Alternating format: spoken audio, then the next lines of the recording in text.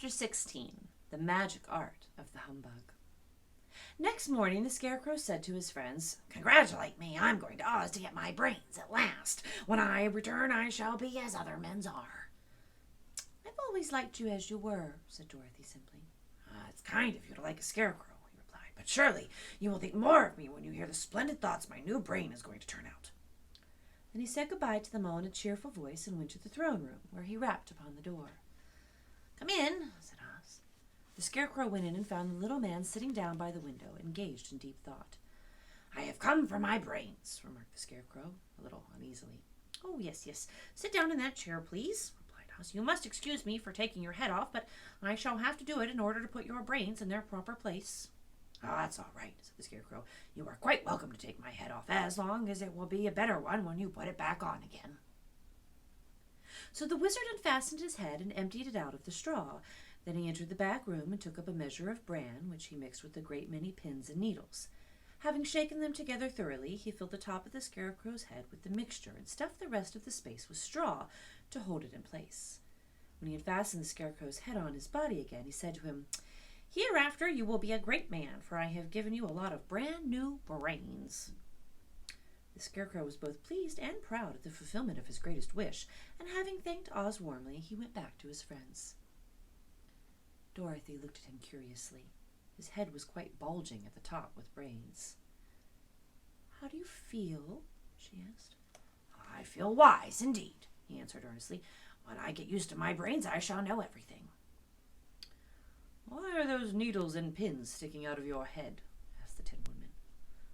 "Oh, that's proof that he's sharp," remarked the Lion. "Well, I must go to Oz and get my heart," said the Woodman. So he walked to the throne room and knocked at the door.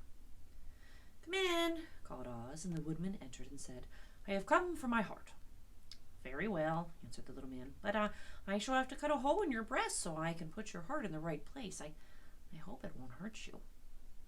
"Oh, no," answered the Woodman, "I shall not feel it at all."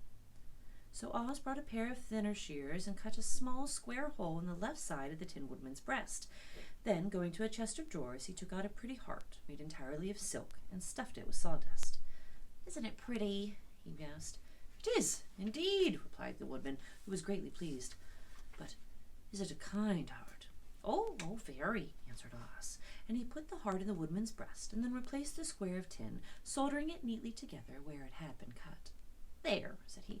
"Now you have a heart that any man might be proud of. I'm sorry I had to put a patch on your breast, but it really couldn't be helped." "Oh, never mind the patch," exclaimed the happy Woodman. "I am very grateful to you and shall never forget your kindness." "Ah, don't speak of it," replied Oz. Then the Tin Woodman went back to his friends, who wished him every joy on account of his good fortune. The Lion now walked to the throne room and knocked at the door. "Come in," said Oz. "I have come for my courage," announced the Lion, entering the room. "Very well," answered the little man. "I will get it for you." And he went to a cupboard and, reaching up to a high shelf, took down a square green bottle, the contents of which he poured into a green gold dish, beautifully carved. Placing this before the Cowardly Lion, who sniffed at it as if he did not like it, the wizard said, "Drink." "What is it?" asked the Lion. "Well," answered Oz, "if it were inside of you, it would be courage. You know, of course, the courage is always inside one, so that this really cannot be called courage until you have swallowed it. Therefore, I advise you to drink it as soon as possible." The Lion hesitated no longer, but drank till the dish was empty. "Well, how do you feel now?" asked Oz. "Full of courage," replied the Lion, who went joyfully back to his friends to tell them of his good fortune.